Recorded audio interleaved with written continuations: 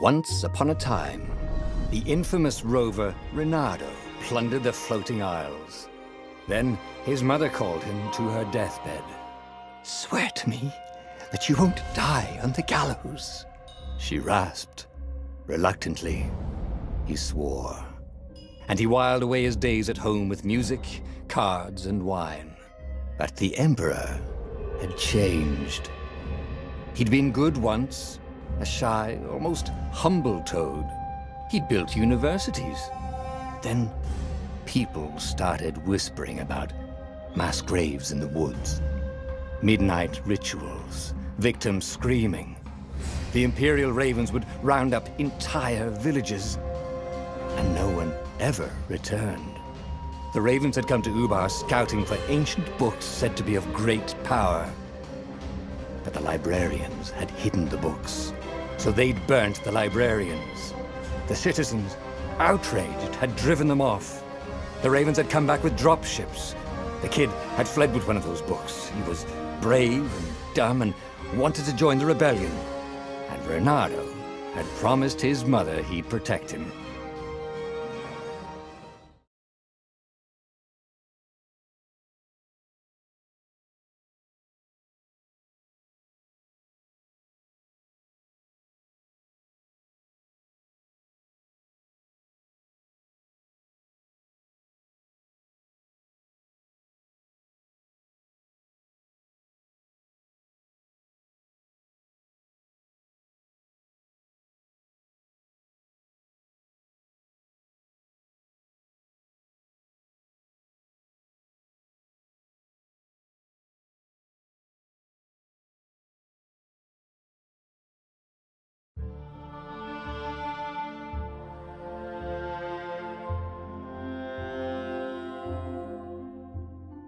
The kid was looking down, watching his city burn. "Sorry, kid," Reynardo told the kid. "Look, if we give them the book, they'll leave you alone." "My mother died for this book!" "I promised her I'd protect you." "Ah, damn it." The kid had run off. With the book, of course. So Reynardo had to run after him.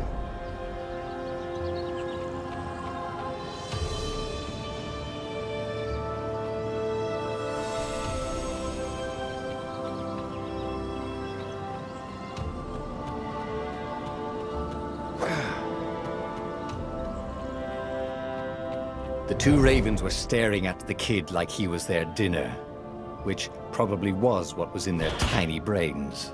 "Hey," Reynardo said. They cocked their heads at him. "Pick on someone as ugly as you." Wait, that didn't come out right. "For the Emperor!" The ravens cawed and rushed at him.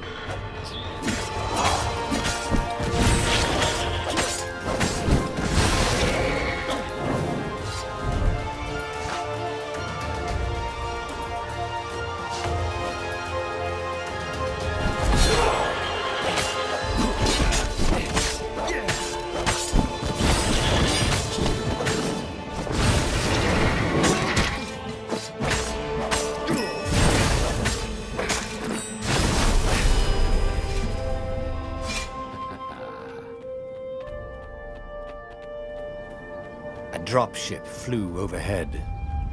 He hoped they hadn't noticed him. The kid.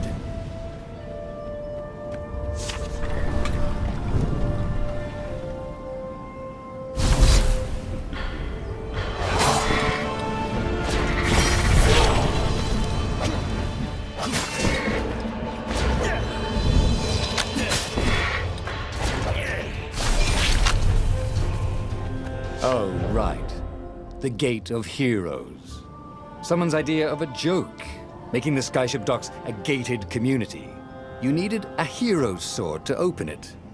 And the kid was on the other side of the gate. Who let you through? Promise me you'll take the book to the rebels, or I'm gonna steal your ship.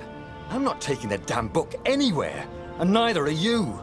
Try and stop me, laughed the kid. I bet you don't even have a hero sword. And with that, the kid hopped away. Had to hand it to the kid. He was an idiot, but he had guts. Where was Reynardo going to get a hero sword? ore and wind essence? That sounds about right. I'll need a workshop. Perfect.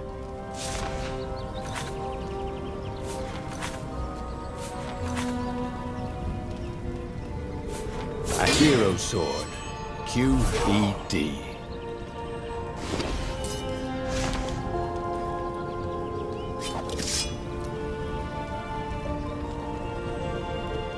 This is what he got for settling down and finding people to care about. The kid's mum had been a swell cook, and she'd laughed at Renado's jokes, even when he didn't know he'd made one. And then the ravens had come to burn her. And she'd made him promise to protect the kid. But she never told him where the book was, just the kid. He came up to a ledge. It was too far to jump. There'd been a bridge here before, hadn't there? And there was Peter, giggling at him. "How'd you get across?" he asked the kid. "Where'd you find a hook?" "I hopped," said the kid. Wise-ass kid. "Hey, look out behind you!" "Cute," said Renado. Ah, ravens.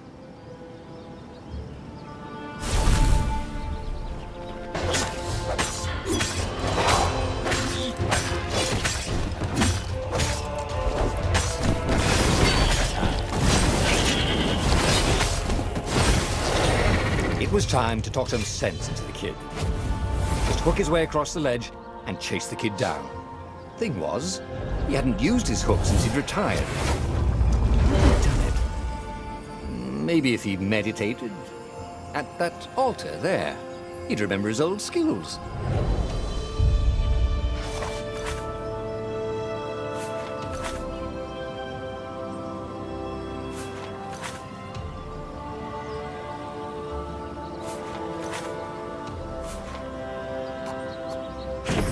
Starting to come back to him.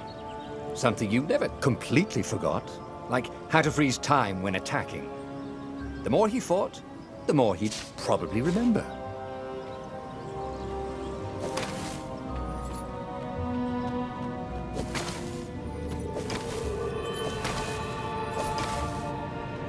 And there was the Farfarer. She was the fastest ship he'd ever known. She could do the Kestra run in 12 furlongs. Oh, so the salesman had told him. And something told him the kid was about to walk into an ambush. "Stop!" he shouted. "I'm not giving you the book!" shouted the kid, and took off. "No! Peter!" But the kid ran for it, and a goggler nailed him with its eye beam.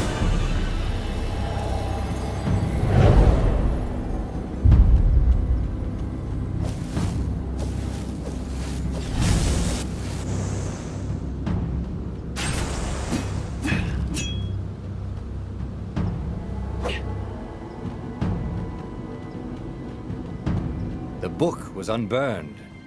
Next to it were the buckles from the kid's shoes, and a kid-sized pile of ashes. Damn it, why hadn't he lied and told the kid he'd take the book to the rebels? The kid would be alive now. Really pissed off and betrayed, but alive. Oh, damn it. Renado picked up the book. He couldn't let the Empire have it now. He was going to have to get it out of there. He'd be a wanted man. Probably have to join the rebellion just to have a place to dock. Well, he'd hated home life anyway.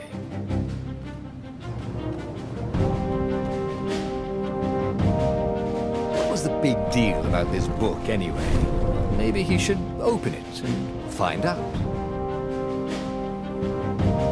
All that had been years ago.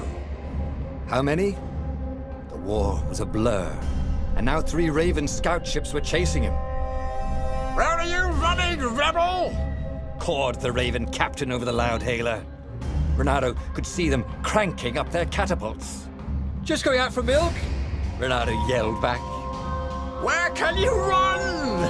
laughed the Raven horribly. Far behind him, another city was burning. The dark cloud above its island was thousands of Imperial ships. The fleet was doing a thorough job. "Take us to the rebel base! I will spare your life!" it cawed. The entire jury-rigged rebel fleet was only a few islands to the east. Beyond that were only the pillars of heaven, a sea of endless blood-colored tornadoes. The rebellion was out of time, unless Reynardo could bring a game-changer. Maybe he could. Reynardo had found out where he could find the pieces of the Sky Ripper, the legendary weapon that had exiled the lost gods. Surely a legendary weapon could win the final battle. On the other hand, his old friend Lapino had sent Reynardo a desperate message saying he had a brilliant scheme to save the rebellion. If Reynardo could only rescue him. Reynardo dived the Farfarer towards the abyss. As he felt the heat of the jet stream, the Raven ships peeled off, not stable enough to follow him down there. Now it was time to choose. Lapino or the Sky Ripper. Every child knew about the Sky Ripper. The Transcendent Emperor had buried its pieces. What could have brought them to light? This Emperor, Isengrim III, had once been kind, but he'd gone mad. And now he was conducting secret, obscene rituals to bring back the lost gods. Had he, somehow, summoned the long-lost components of the legendary weapon out of the deep places of the earth? It was more than Reynardo could fathom. But if he could find a legendary weapon, he would use it.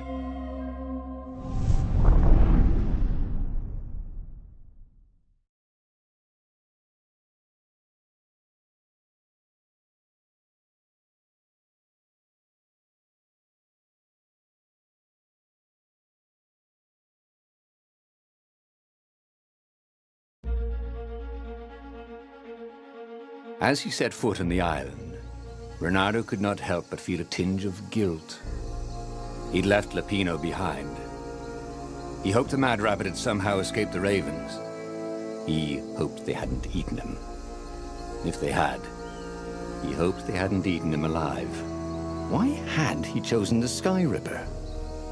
Reynardo never made plans that required constant vigilance. He was a hero. He didn't think too much. He just went with his gut and hoped it all worked out. The Sky Ripper was a long shot. He'd have to devote himself to it. No side journeys, no rescuing old friends. That was against his nature. Could he stick with it?